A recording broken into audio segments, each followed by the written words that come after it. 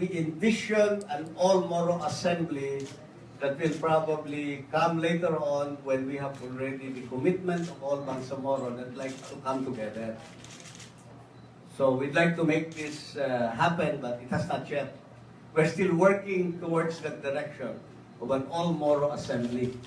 Because we will leave the matter to the Bangsamoro to determine what they want for themselves in accordance with their very basic aspiration of self-determination. Diba? So we leave that to the Bangsamoro to determine for themselves what they wish to do.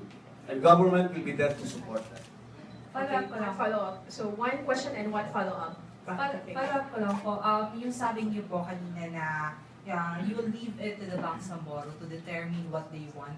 Nagkausap na po ba kayo yung mga precautionaries po, ano po yung mga paunang sabi nila kung ano po yung gusto nila? Initially, from my talk with the MILF, I went to Camp Tarapanan, and in my talk now with the Musema group, they're all ready to converge and make all these efforts inclusive.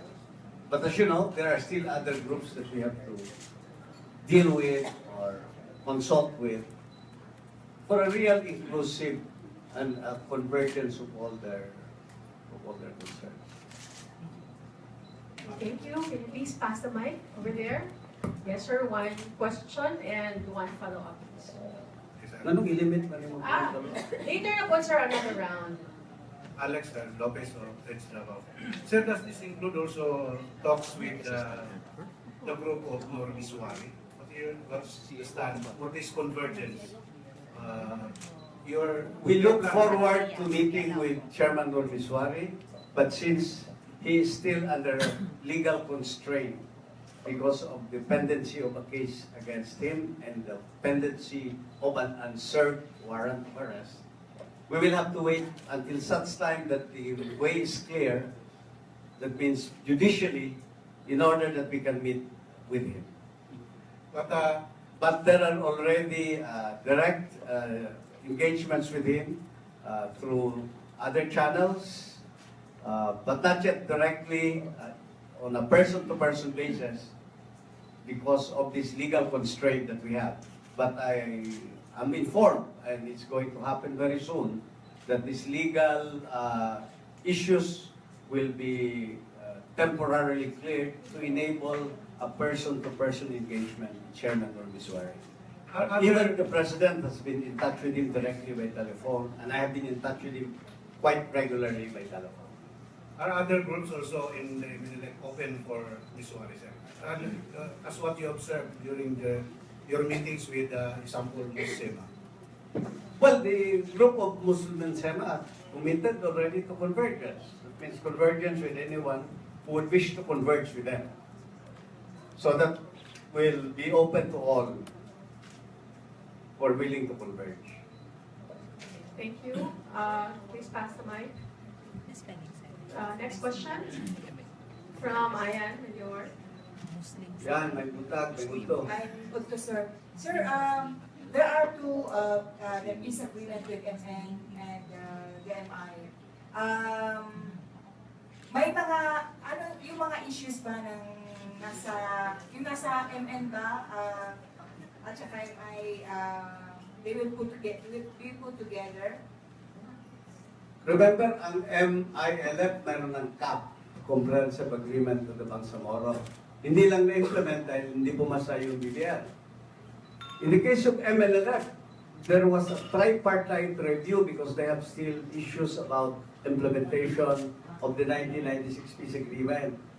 There are already 42 consensus points that are now part, nakaantay na.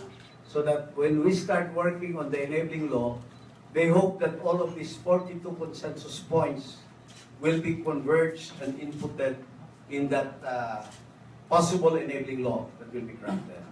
So they will be contributing towards this. And the government has organized our own government implementing panel. No longer government negotiating panel because we have already gotten the consensus of all sectors in the Bangsamoro that the period for negotiations are over. We are now in the process of implementing all these signed agreements. So our government implementing panel is headed by Inday Santiago, as you know, you're very familiar with. I worked with her very closely before. She's very active in the advocacy sector.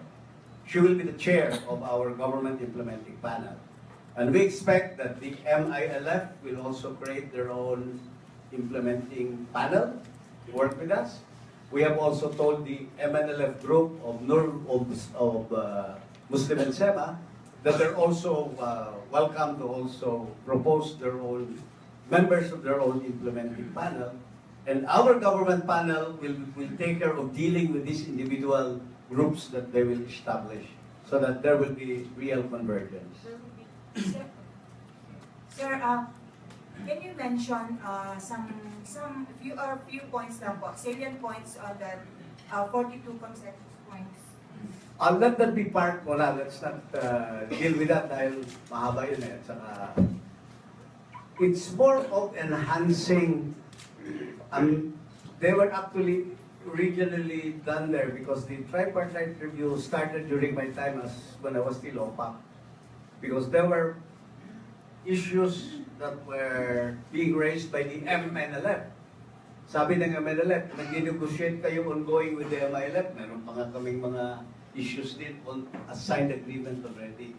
So I started the tripartite review. We're very glad that the tripartite review, tripartite meaning government, MNLF, and the OIC, Organization of Islamic Conference, representatives facilitating it, we came up with a tripartite review consensus points. This will all be part. Hopefully, they envision to amend the armed law called Republic Act 9054 to further enhance the autonomy there and some of the powers that are supposedly not there. But they were expecting out of the 1976 Tripoli Agreement and then in finality with the 1996 Agreement. George? Yes, ma'am? Good afternoon, sir.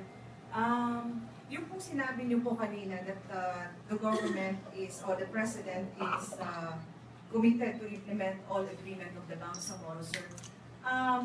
Yung po bang CAB at saka yung tripartite ng MNLF at MILF, yung po ba yung magiging ma-approve na?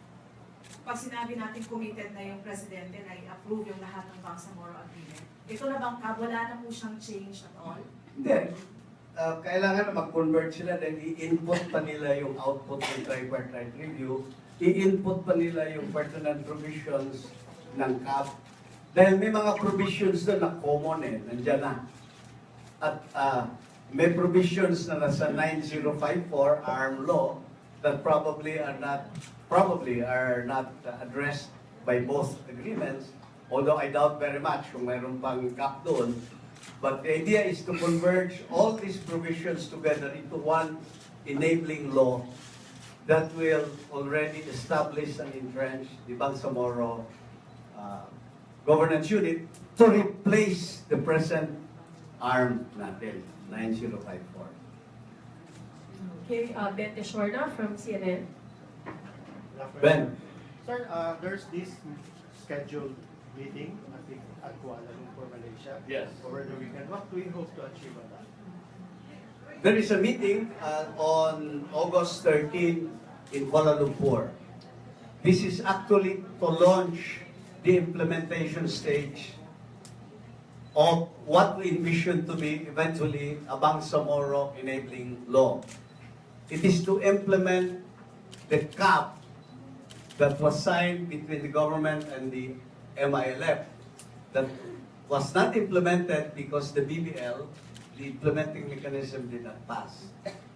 But this will be the launching of an implementation stage that will not only exclusively be to implement the CAP, but also the agreements that we signed with the MNLF in the 1996 peace agreement to include possibly the 42 consensus points as a result of the tripartite review.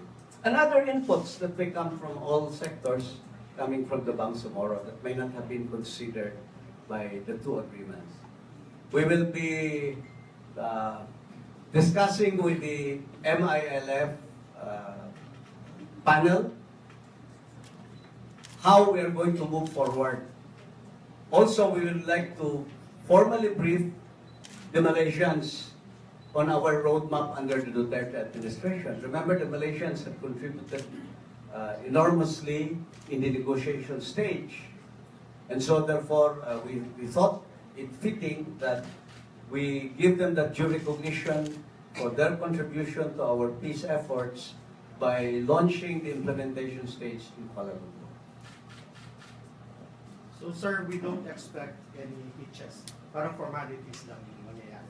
Meron kaming business meetings after the formality of the launching. We will spend, I think, a day or two to already look at the details of what we intend to do together. More questions? Ms. Carol or Julius from In the News. Ay, kuyaw na. Wala. Oh. Kabalo man na siya sa answer ba, pero mukutaman yun na siya.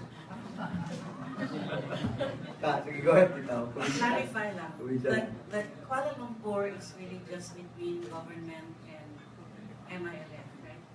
It's the launching of, and we have invited our donor partners and foreign governments who are interested. The MNLF will not be represented in that list. The MLF, if they wish to come, they're free to come. It's open to everyone. But this is with regard to the implementation stage of the CAP. I-clarify ko lang kasi that the other few days ago you told me it will not be called implementing panel but just GPH panel and MILF panel. Correct. But now you're saying it's GPH implementing panel, which is which now? I think it's in your mind where the confusion lies. It's very clear that the government has organized its own government implementing panel. It's chaired by Inday Santiago. We expect that the MILF will also create its own implementing panel. So it's not going to be joint anymore, right? It's No. going to be It started, the original plan was to hold it joint. But there was no fixed thing, you know. We discussed this with you because we're very open. Initially, we thought of a joint, but then after meeting with Kagi Murad, we thought it best because if it is joint, then it will be an exclusive MILF GRP. But what about the MNLF? Because we're also dealing with them.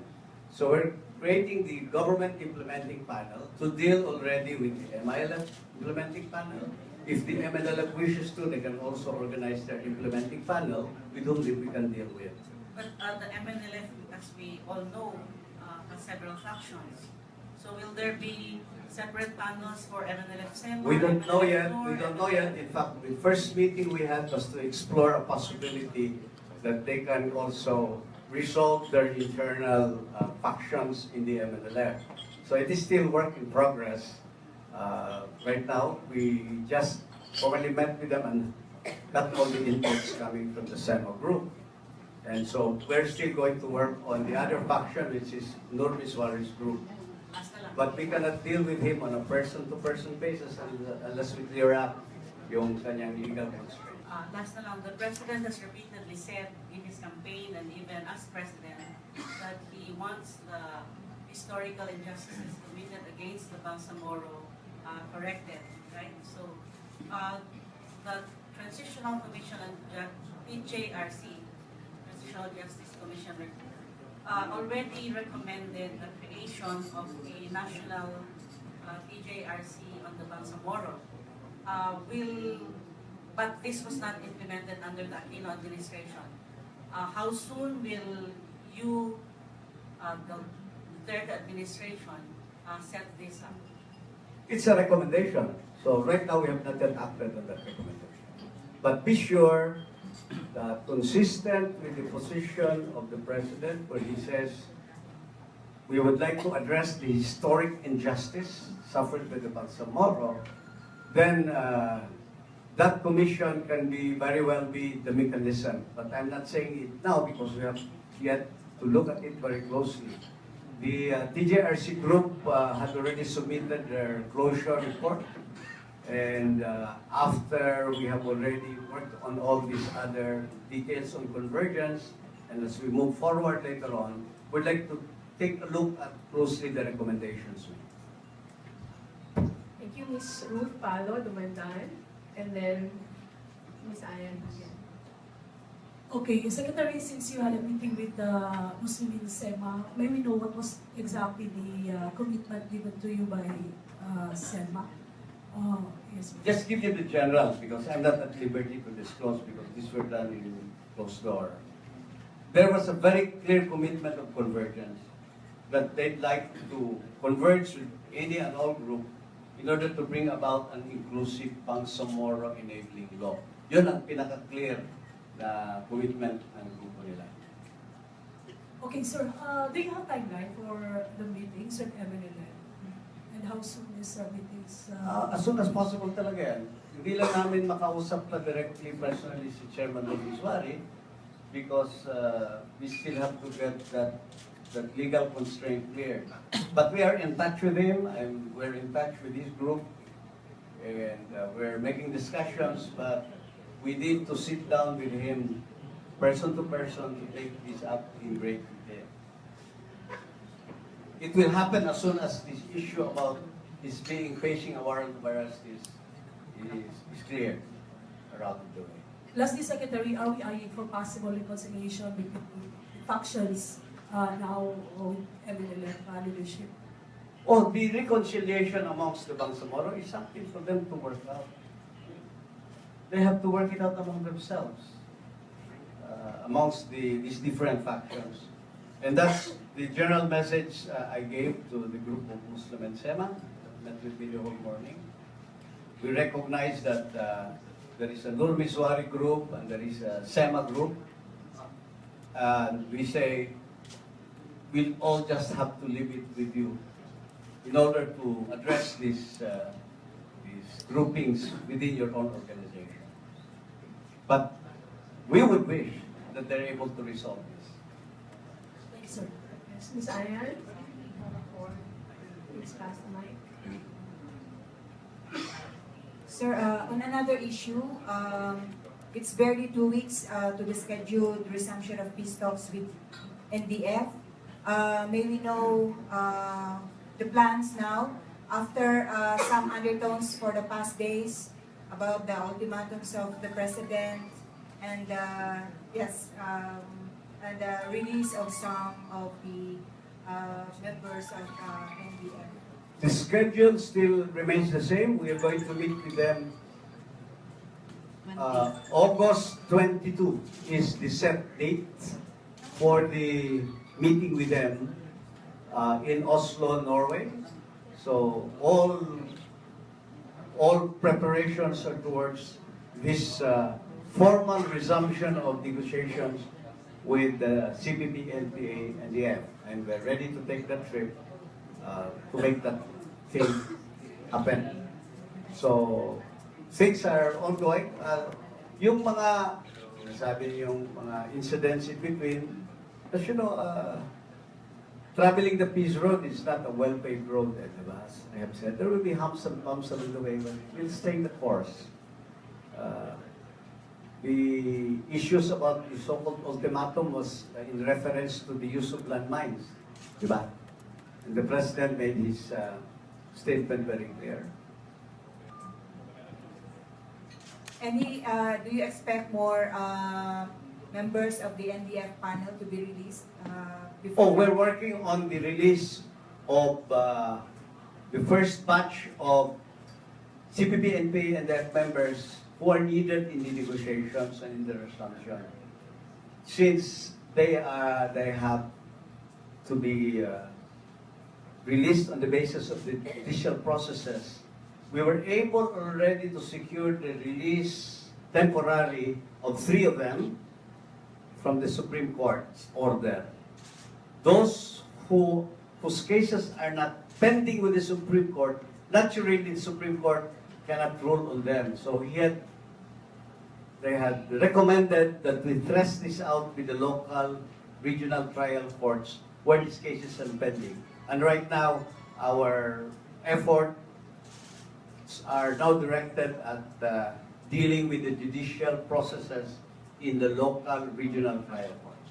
And we're very hopeful that we could get them ready, best efforts for the August 22 formal opening. Sir, August 22, 20, di ba, sir? 20 originally, pero may travel changes. So the last word we got was 22 would be the official resumption. Yung 20 na yan, this will be the dates devoted to travel to Norway from the Philippines.